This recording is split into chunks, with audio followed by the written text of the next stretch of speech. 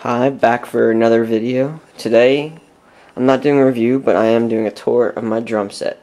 I have a Pearl Masters studio drum set, and it's a couple years old now. I bought it used, but when I bought it used about a year ago, it was only probably 5 years old, so in total it's probably about 6 or 7 years old. I'm not really sure. I tried to look up the serial number, but just was... well, I couldn't find it, basically. I don't really know how to get to Pearl's serial number sources, so couldn't really do much work on that. Well, let's get started. I have basically 5 toms in all. I have 2 floor toms. One's a mounted and the other one is just freestanding. And then I have 3 rack toms here. The first one is an 8x8. It's got an Evans G+ coated head on it, single ply.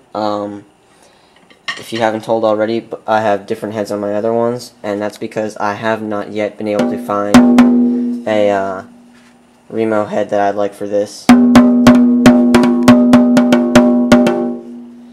It's too high for me, basically. That's why I wanted to get a new head for it. Moving on, this is the 10x10. It's got Remo Weather Kings Black Suede Emperors, which are 2-ply, versus the Black Suede Ambassadors. The Black Suede Emperors sound awesome. I have them on all my other toms. As you can see, I have the overtone rings by Evans. I forget, they're called E-rings, I think. Yeah, something like that. They help out a lot, actually. I mean, at first I was kind of skeptical at how much they would change the tone, but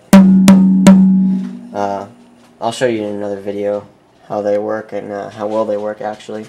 Here we have the 12x12. This is probably my most frequently used tom, my 12 and my 14.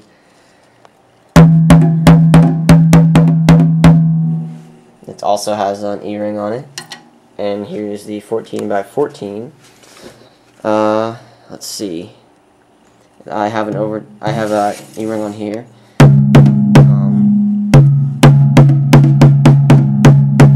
I use this floor tom a little more than I use my 16. And here is my 16. And I don't have an E-ring on here, but what I do have are called moon gels. For anyone that doesn't know, they basically do the same thing as an E-ring or overtone rings, whatever you want to call them. But they're movable, and you can place them in different areas to get different sounds. And I have 3 on my biggest floor tom, just because it's a 16x18, but it's a big floor tom, so I have a lot of overtones, but it changed it a lot now, so it sounds a lot nicer. It's just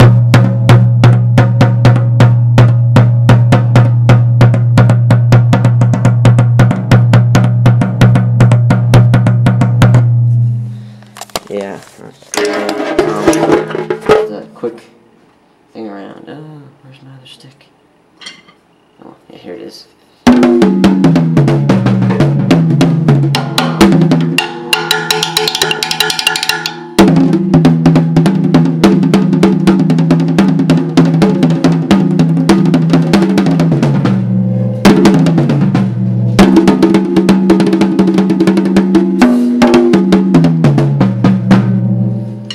Well, that's basically the toms. Right now I am using a PDP Blackout snare. It comes with Remo UK drum heads, and it sounds great. It's got same pop and things like that, just all around great snare, and I got it for like 120 bucks. It was a deal at Guitar Center. It's the same thing as a Blackout snare, but it actually came out before they made the Blackout label. So it's a PDP 805. Hold on, let me find it. I don't even know if it says. It's a yeah, PDP 805 series.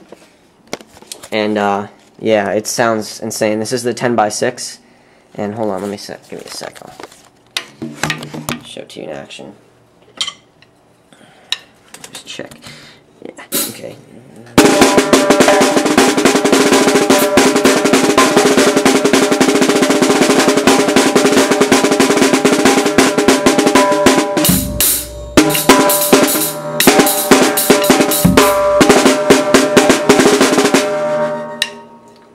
sounds awesome.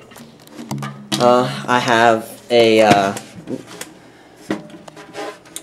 22 by 20 bass drum. The kick head is an Evans EMAD. So it's got the little styrofoam ring around it to help with overtones, and I have a Remo little pad there for the double bass. So it kind of helps with it. Doesn't get dense in the heads like I was getting before. So it protects it basically.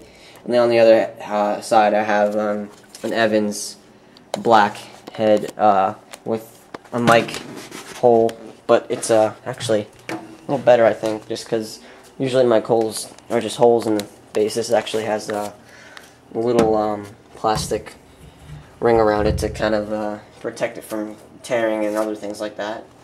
And here I have my other snare that I'm not using right now. Oop.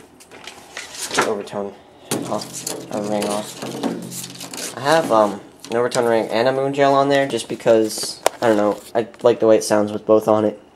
Alright, and I have a Remo Black X head on it. It sounds pretty good with it on. I need to tune it a little better. I just kind of threw it on there one day.